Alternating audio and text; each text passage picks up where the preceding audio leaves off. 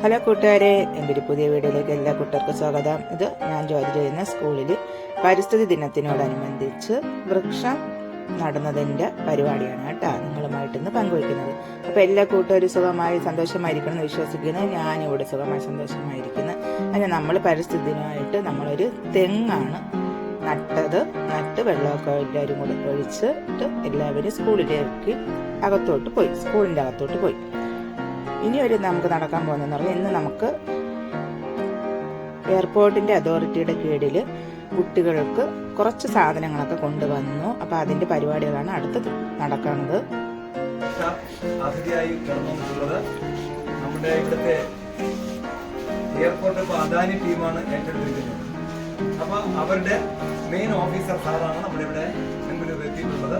നിങ്ങളെല്ലാവരും അന്ന് കണ്ടാണ്, അന്ന് വന്നപ്പോൾ കണ്ടായിരുന്നു, ഒരു ദിവസം കണ്ടായിരുന്ന ചിലർ കണ്ടിട്ടുണ്ട്. സാർ വെക്കേഷനിലാണ് വന്നത്, സ്കൂൾ തുറക്കാൻ തൊട്ട് മുമ്പ്. അപ്പൊ നമുക്ക് ഒരുപാട് കാര്യങ്ങളാണ് നമ്മുടെ വിദ്യാലയത്തിലേക്ക് വേണ്ടി സാറൊക്കെ ചെയ്തു തരുന്നത്.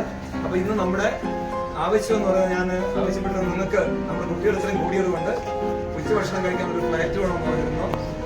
നിങ്ങൾക്ക് പാൽ കുടിക്കുന്ന ഗ്ലാസ് വേണമെന്ന് പറഞ്ഞിരുന്നു.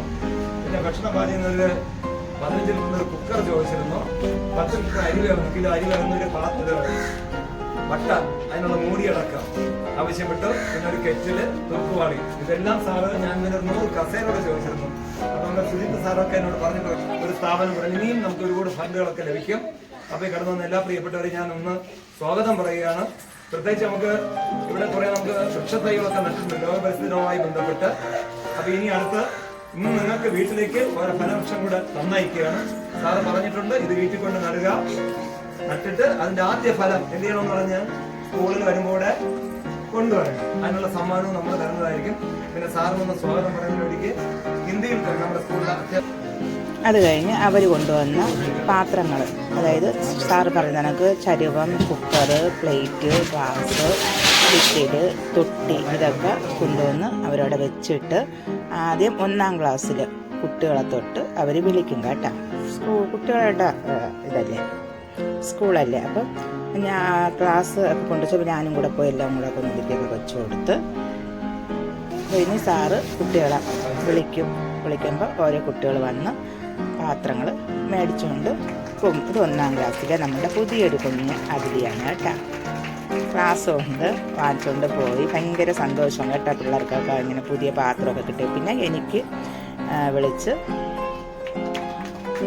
ഇനി ഇത് തരണം. ഇപ്പോൾ 2-ാം ക്ലാസ്സിലെ കുട്ടികൾ അങ്ങനെ ഓരോരോ കുട്ടികൾക്ക് പാത്രങ്ങളൊക്കെ വിളിച്ചു കൊടുത്ത് അതിൻ്റെ കൂടെ തന്നെ എന്നെയും വിളിക്കും എനിക്കുള്ള ഗിഫ്റ്റ് തരാൻ വേണ്ടി. കാരണം കുട്ടികൾക്ക് ആഹാരം പാചകം ചെയ്ത് കൊടുക്കണ്ടേ അല്ലേ. അപ്പം അതിനുള്ള പാത്രം ഉണ്ട്. അപ്പം ഞാനാണ് പറഞ്ഞത് എനിക്ക് ഇത്ര പാത്രമൊക്കെ വേണമെന്ന് അടുക്കളയിൽ. അങ്ങനെയാണ്. അപ്പം കുട്ടികളുടെ പാത്രങ്ങളൊക്കെ കൊടുത്ത്, അതായത് ഓരോ ക്ലാസ്സിൽ നിന്ന് ഓരോ കുട്ടികളെ വീതം വിളിക്കുക. അപ്പോൾ നമ്മൾ 7 ക്ലാസ് വരെ ഉണ്ട്. 7-ാം ക്ലാസ്സിന് ഓരോരുത്തരെ വിളിച്ച് പാത്രമൊക്കെ കൊടുക്കും. അവർക്ക് കൊടുത്തതിന് ശേഷം കുക്കായ എന്നെ വിളിച്ച് എനിക്ക് നന്നായിട്ട്